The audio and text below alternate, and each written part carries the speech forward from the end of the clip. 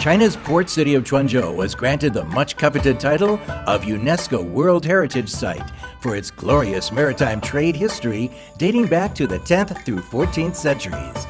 Listed as Quanzhou, Emporium of the World in Songyuan, China. The serial property, as the World Heritage Committee defines it, includes 22 historical monuments and sites, from production bases to bridges and docks, from administration sites to religious buildings. Whether you are a history buff or maritime fan, or just your average tourist, Quanzhou has many exciting places to explore. And that pagoda behind me is one of them. It's the first place I wanted to visit when I came to Quanzhou. Why? For centuries, merchant ships from foreign lands came and looked for this landmark to help guide them safely into the largest port in the east. Why Quanzhou? I've been spending several days in the city trying to dig up stories and excitement of its past and present to share with you. I'm Rick, and this is Xinhua Special. Starting in the 10th century, Quanzhou gained a reputation for being the hub of trade and shipbuilding in China, and one of the most important ports in the world. Famously known as Zaytun, Quanzhou was the starting point of the ancient maritime Silk Road, where ships would set sail to around 100 other ports along the famous sea trading route. Foreign merchants would trade exotic spices, plants, animals, and other rare treasures for Chinese specialties, including silk, porcelain, tea, and precious metals. I'm standing on a rock that is shaped like a giant dolphin, but there's much more to it than that. It was one of the busiest docks in Quanzhou in ancient times. Imagine, 1,000 years ago, right here, you would see ships from far away, and all sizes of ships. They were docking and setting sail, and you would see people loading and unloading the ships with all kinds of goods and wares from around the world. It must have been so exciting. And look, the steps they carved into the rock and the holes that they used to tie the ships when they came in are still here, all testifying to the prosperity and the vibrancy of the port city of Quanzhou. Obviously, a port city of this size and relevance left a huge impression on outside travelers, and we are lucky that a lot of writing about Quanzhou has been preserved. Marco Polo commented on how Quanzhou was a marvel, very large and noble. Moroccan explorer Ibn Battuta called it one of the greatest ports in the world, before correcting himself and adding, "I'm wrong, it is the greatest." Jacob d'Ancona, a Jewish merchant from Italy who visited in 1271, called Quanzhou the City of Light. What was it about ancient Quanzhou that helped it become such a thriving trade hub? Its coastal location for sure, but policies and government support also proved crucial.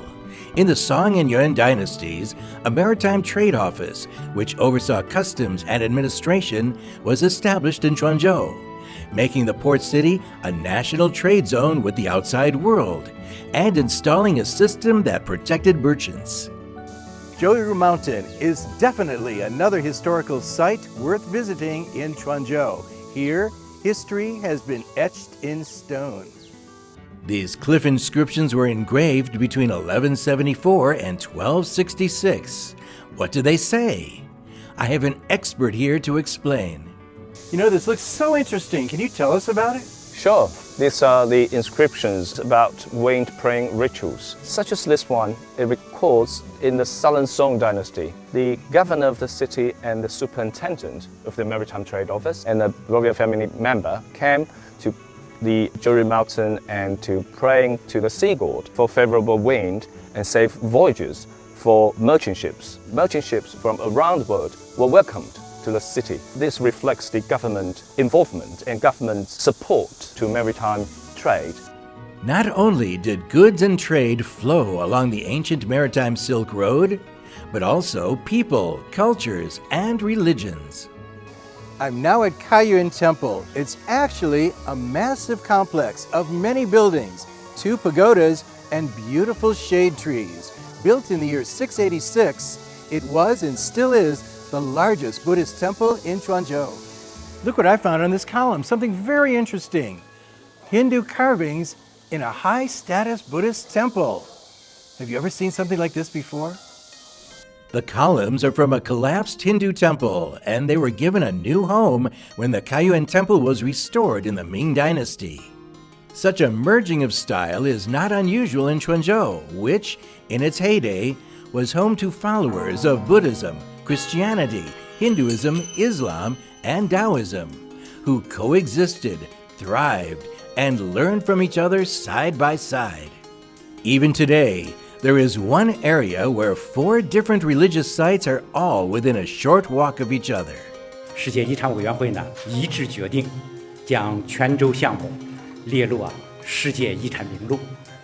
这充分体现了世界遗产委员会对泉州作为宋元中国杰出的对外经济和文化交流窗口、海上丝绸之路重要节点，以及世界海洋商贸中心港口接触范例所具有的突出普遍价值的高度肯定，也充分体现了国际社会对泉州项目在推动文明交流对话、促进可持续发展、构建人类命运共同体方面所具有的现实意义和历史价值的高度的认同。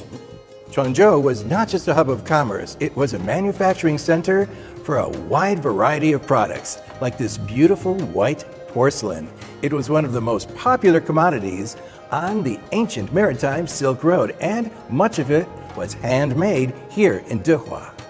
Located in the mountainous area of Quanzhou, the porcelain industry in Dehua emerged thanks to its kaolin-rich soil and easy access to the Quanzhou port.